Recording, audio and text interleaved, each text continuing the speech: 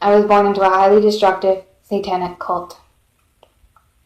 I need not mention it by name, although I'm sure plenty of people can figure it out, as I am a survivor, and I will tag this as such, of monarch mind control programming, offshoot of Project MKULTRA, the government mind control project that was so infamous when it became known, I think around the 1970s.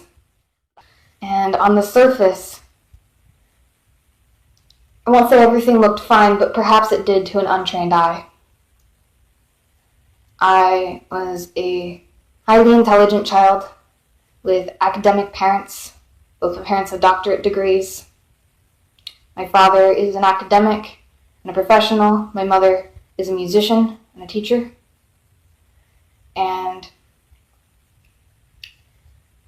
I grew up in an extremely fancy, ostentatious, beautiful home in a secluded area in the southern United States, where no one could see or hear what was going on outside of that house. And while atrocities, terrible things were committed in my home, in my parents' home, the worst horrors were committed in the trafficking ring that I was taken to on a near nightly basis, and sometimes for actual long periods of time.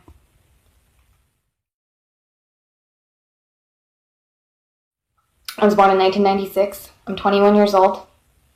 Until I was 17, as I said, I was a fully enslaved member of the cult, and I was used in various different ways, including in child sex trafficking, in other horrendous forms of child trafficking. I was forced into snuff films. It's probably the worst thing, in addition to being sexually abused by both of my parents and used as a sex slave by them from birth. I was tortured. I was forced to kill. I was brainwashed through monarch programming.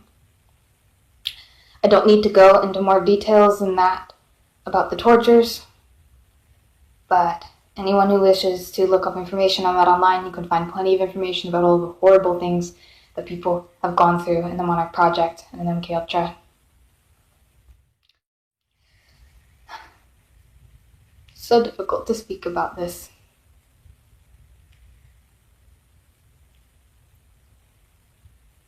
I've seen thousands of people die, namely children. I've been raped probably hundreds of thousands of times, tortured continuously for years on end. And during this time, I had little to no awareness of what was going on. I would go to school, I would come home, I would be ritually abused, I would be trafficked, I would be raped. I would wake up the next day, and I would not know what had happened to me. I did not know why I was so exhausted all the time as if I never slept. Why, or even that, my eyes were dull. My pupils were pinned out from opiates I did not know I was being given, or they were greatly dilated from amphetamines I did not know that I was being given, or psychedelic drugs that I had no awareness that I had been given or that I had even experienced.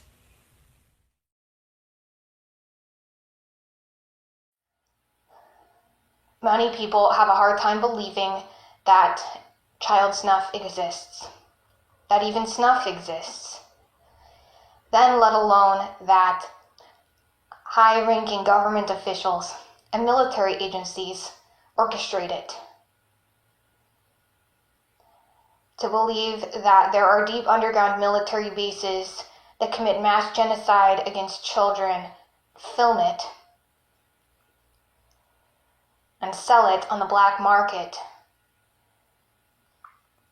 for quote-unquote gore whores, snuff fiends, slop sluts, snuff kings. To watch it is unfathomable to most people. Unfortunately, that is reality, and that is a reality I know too well. I spent the first 17 years of my life being taken to that place on a near daily basis, sometimes held for longer periods of time, in which I was incarcerated, did not know if I would ever see daylight again. I've witnessed thousands of murders,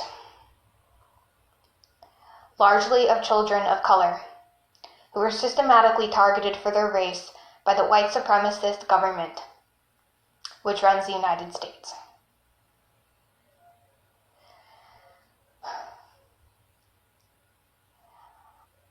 They called it Uncle Sam's Snuff Factory as a private joke,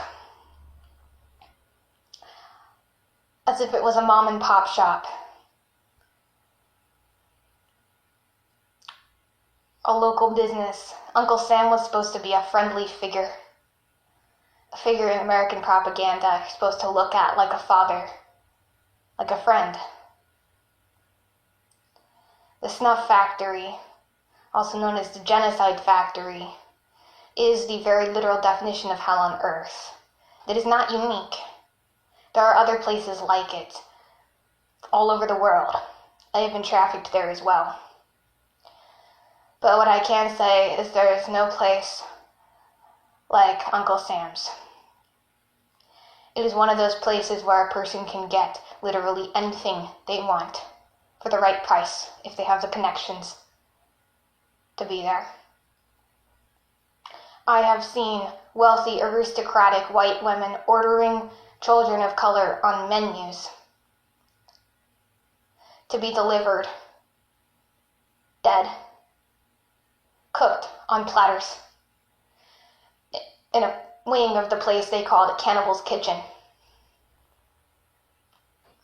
And the reason I'm alive and the reason I survived is because I was born into an organized crime family involved with the CIA who ran this operation. And I had the genetics, the family background to be a candidate for perpetration, for continuing the cycle of violence, for being one of the quote-unquote leaders or members of the group involved. So I was kept alive for experimentation, for slavery, for use. We're talking about children cut apart, fed to other children for people's sexual gratification. And most don't want to look at it, and I do not blame you. I do not blame the survivors of this abuse who stay dissociated, who remain used and enslaved because they cannot look either, because they cannot come to terms with their experiences. And I do not blame the general public who will not look. But this is reality. And all I ask of those who watch this is that you remember that while it may be excruciatingly painful for you to look at this reality, to think about this being possible, there are children. I ask you to remember and acknowledge that there are children who are surviving it every day.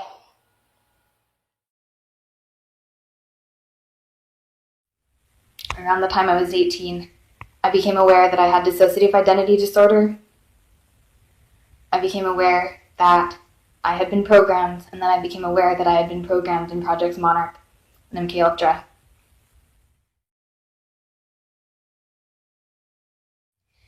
Now, there's a lot of disbelief in this culture. There's a lot of disbelief all over the world, I'm sure, but American culture is definitely a denial culture, and it can be very, very hard for child abuse survivors to speak out and be received by the general public. Harassment from cult members, as well as from ignorant people in the general public, can be devastating to survivors who have already been through so much. And upon finally breaking free and entering the outside world, to find that this quote-unquote outside world, that this duality of the terrible, terrible inside and this mysterious or even magical outside world is actually false, that people are people, and people perpetrated this, and people exist on the outside. Having that duality dissolve can be extremely traumatizing. And so sharing this stuff to the general public, knowing the ways in which I'll likely be received, is difficult. And to those of you who've been through these things, who are hearing this now, who are watching this now, you know that you are not alone. There are other survivors who have spoken out, and I believe that every survivor who speaks out has a unique perspective to offer. I believe that while I am by no means the only person who is speaking out and has spoken out, that I add something new to the tapestry of survivor voices in this world, and that someone will find my unique perspective, that enables them to break free, just like I have found some unique perspectives that have been the perspectives that have largely enabled me to break free.